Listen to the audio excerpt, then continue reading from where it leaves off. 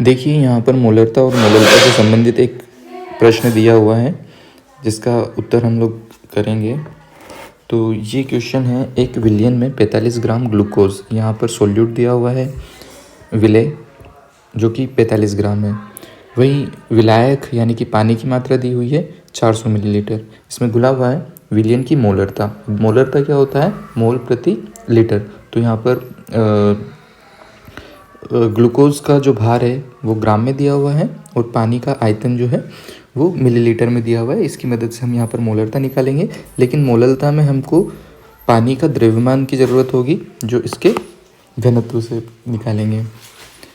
तो शुरू करते हैं। पहले हम मोलरता के लिए कैलकुलेशन करेंगे। तो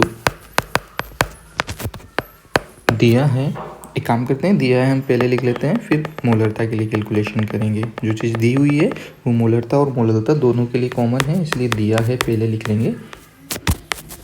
दिया है ग्लूकोज का भार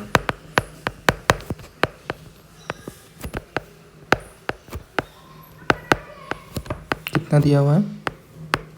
45 ग्राम। दूसरा क्या दिया हुआ है? पानी का आयतन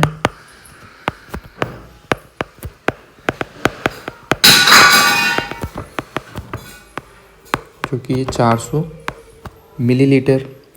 अब हमें मोलरता निकालने के लिए यहाँ पर मोल नंबर की ज़रूरत होगी ग्लूकोज के। तो पहले ग्लूकोज का अणुभार ज्ञात करेंगे। ग्लूकोज का अणुभार कैसे ज्ञात करेंगे? इसके सूत्र से। ग्लूकोज का सूत्र होता है C6H12O6। यहाँ पर दिखाई पड़ रहा है कि कार्बन जिसका मास नंबर 12 होता है, ऐसे 6 कार्बन यहाँ पर जुड़े हुए हैं, प्लस हाइड्रोजन जिसका मास नंबर 1 होता है और इस तरह 12 हाइड्रोजन यहाँ पर जुड़े हुए हैं, प्लस ऑक्सीजन 6 ऑक्सीजन यहाँ पर है जिनका कि मास नंबर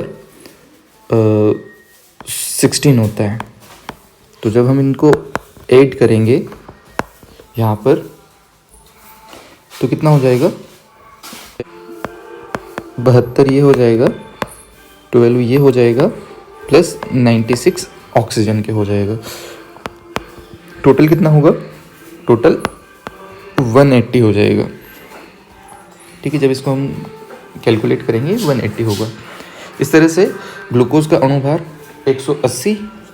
अब इस ग्लूकोज के अणुभार से हम मोल नंबर या फिर मोलरता हम सीधे ही ज्ञात कर सकते हैं। तब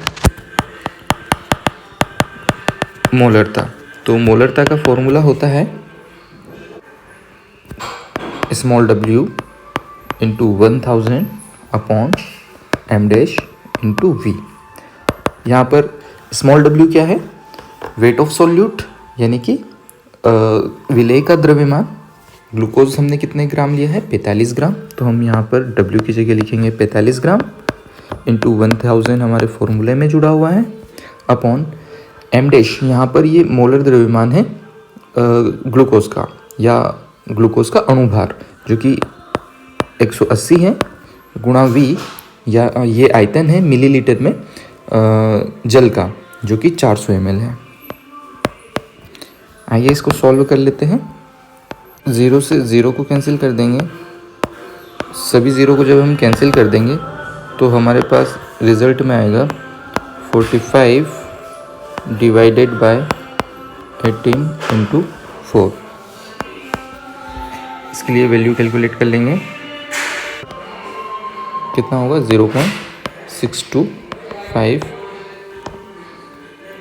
कैपिटल M, क्योंकि मोलरिटी की यूनिट कैपिटल M होती है तो हम कैपिटल M यहाँ पर लिख सकते हैं। ये हमारा फर्स्ट आंसर हुआ। ठीक है, अब हम इसके लिए मोललता कैलकुलेट करेंगे। तो सेकंड गणना करेंगे हम तथा लिख करके मोललता के लिए। मोललता, अब मोललता में क्योंकि जल का हमको यहाँ पर भार भी चाहिए, तो यहाँ पर जल का आयतन दिया है, पानी का आयतन दिया है कितना 400 ml। अब इसका जल का घनत्व, क्योंकि प्रश्न में दिया है 997 किलोग्राम पर मीटर क्यूब, जब हम 400 ml को मीटर क्यूब में कन्वर्ट करें तो 400 ml मीटर क्यूब में कन्वर्ट कैसे होगा? तो यहाँ पर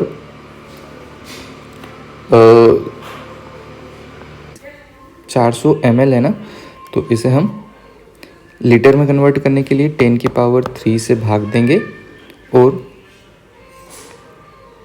सेंटीमीटर क्यूब में कन्वर्ट करने के लिए यहाँ पर 10 की पावर 3 से गुणा करेंगे और मीटर क्यूब में कन्वर्ट करने के लिए अगेन 10 की पावर 6 से भाग दे देंगे।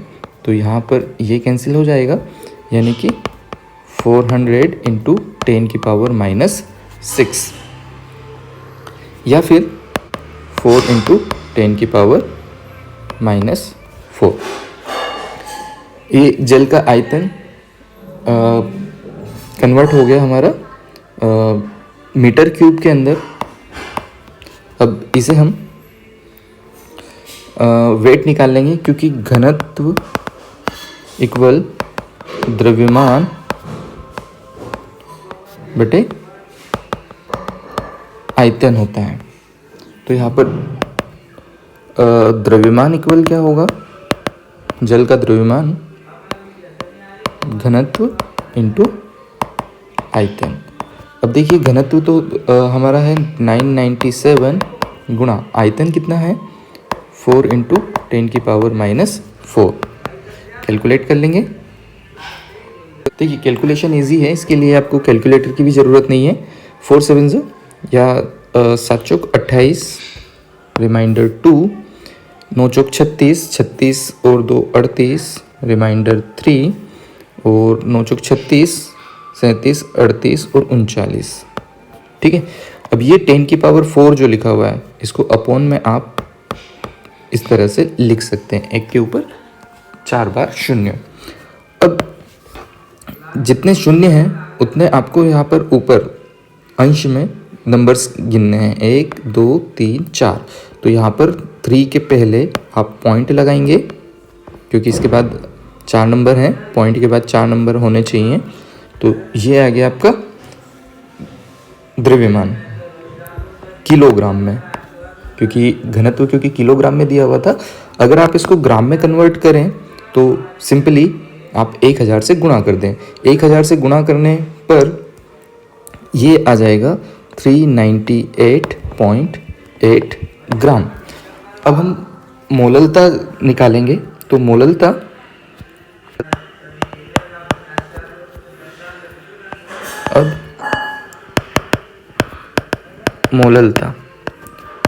मोललता के सूत्र में क्या होता है? Small w into 1000 divided by m dash into volume, नहीं इस बार मास, किसका? सॉल्वेंट का मास। अभी यहाँ पर w ग्लूकोज का द्रव्यमान है जो कि 45 ग्राम है, 1000 फॉर्मूला में दिया हुआ है, m डैश मोलर द्रव्यमान है ग्लूकोज का, गुणा कैपिटल M यहाँ पर जल का द्रव्यमान जो हमने अभी कैलकुलेट किया 398.8। तो इसको हम कैलकुलेट कर लेंगे, ये आ जाएगा 0.6268। तो इसे मैं 27 कर दूंगा, 0.6268। या फिर इसको हम इसको लिख सकते हैं 0.627 स्मॉल m मोललता की यूनिट होती है। एक हमारा आंसर इस तरह से आ जाएगा। ठीक है। तो